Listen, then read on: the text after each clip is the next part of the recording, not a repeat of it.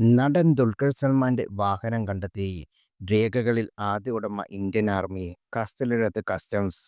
വിദേശത്തു നിന്ന് നികുതി വെട്ടിച്ച് കേരളത്തിലെത്തിയതിന് സംശയിക്കുന്ന മറ്റൊരു കാർ കൂടി കണ്ടെത്തി. നടൻ ദുൽഖർ സൽമാന്റെ ഉടമസ്ഥയിലുള്ള നിസാൻ പെട്രോൾ വാഹനമാണ് കണ്ടെത്തിയത്.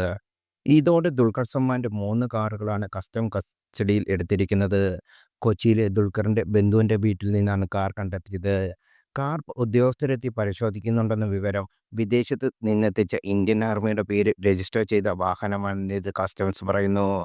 കർണാടകയിൽ എത്തിച്ച് രജിസ്റ്റർ ചെയ്ത ശേഷമാണ് ഇത് ദുൽഖറിന്റെ കൈവശം എത്തിയത്. ഹിമാചൽ സ്വദേശിയിൽ നിന്നാണ് ദുൽഖർ വാഹനം വാങ്ങിയത് എന്ന രേഖ. ഇടനിലക്കാർ മുഖേന താരങ്ങളടക്കം വാഹനങ്ങൾ വാങ്ങിയെന്ന് ഉറപ്പാക്കിയ ശേഷമായിരുന്നു പരിശോധന. കള്ളപ്പണ ഇടപാടുകൾ, ഇന്ത്യൻ എംബസിയുടെയും മിലിറ്ററിയുടെയും പേരിൽ വ്യാജരേഖകൾ ചമയ്ക്കൽ, പരിവാഹനിൽ തിരുത്തൽ തുടങ്ങിയ കുറ്റങ്ങളും കസ്റ്റംസ് കണ്ടെത്തി.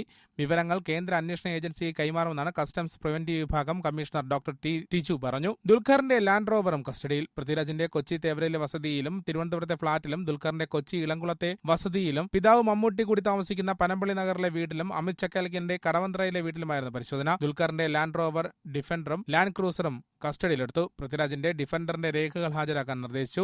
നടന്മാരെ ഉൾപ്പെടെ കസ്റ്റംസ് ചോദ്യം ചെയ്യും. പാർട്സുകളാക്കി കടത്ത്. ഭൂട്ടാനിൽ നിന്ന് കുറഞ്ഞ വിലയ്ക്ക് വാഹനങ്ങൾ വാങ്ങി പാർട്സുകളാക്കി വനാതിർത്തി വഴി ഇന്ത്യയിലെത്തിക്കും. പിന്നീട് കൂട്ടിച്ചേർത്ത് കൂടിയ വിലയ്ക്ക് വിൽക്കും. ഇതിന് ഇടനിലക്കാരുണ്ട്. ഭൂട്ടാൻ സ്വദേശികൾക്ക് കാറുമായി ഇന്ത്യയിലേക്ക് വരാമെന്ന വ്യവസ്ഥയും ദുരുപയോഗിക്കുന്നു. സെക്കൻഡ് ഹാൻഡ് വാഹനങ്ങൾ ഇന്ത്യയിലേക്ക് ഇറക്കുമതി ചെയ്യാൻ നിയമമില്ല. പിഴയടച്ചാലും വിട്ടു നൽകാനാകില്ല. വാഹനം വാങ്ങിയവരാരും നേരായ മാർഗത്തിലൂടെയല്ല പണം നൽകിയിട്ടുള്ളത്.